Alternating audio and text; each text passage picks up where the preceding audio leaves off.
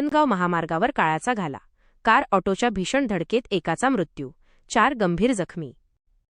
परतवाडा अंजनगाव मार्गावरील सावळीदतुरा फाट्याजवळ आज शनिवारी सकाळी भीषण अपघाताची घटना घडली।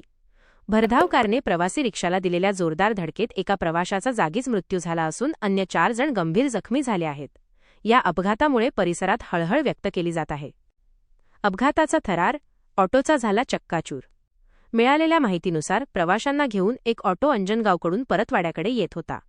दरम्यान सावळीदतुरा या लगत असलेल्या गतिरोधकाजवळ समोरून येणाऱ्या MH27 BZ 3231 क्रमांकाच्या 4चाकी वाहनाने ऑटोला भीषण धडक दिली। ही धडक इतकी जबरदस्त होती की ऑटोचा पूर्णतः चक्काचूर झाला। एकाचा जागीच मृत्यू, 4 जण रुग्णालयात। या दुर्दैवी घटनेत ऑटोमध्ये प्रवास करणाऱ्या अनवर नामक व्यक्तीचा गंभीर दुखापत झाल्यामुळे जागीच मृत्यू झाला।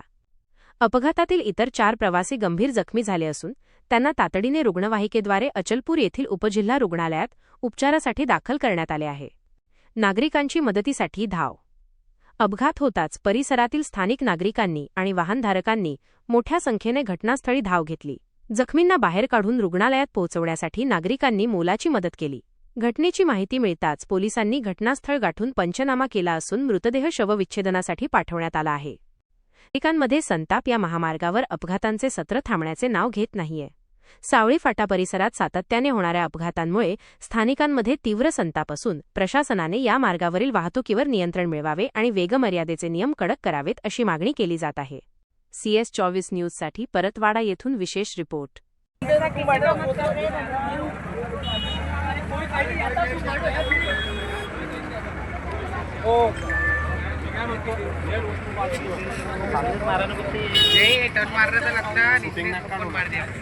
कुछ नहीं होता, ब्रेकर के लिए डालना ही पड़ेगा। वो ब्रेकर फूटा है उसका।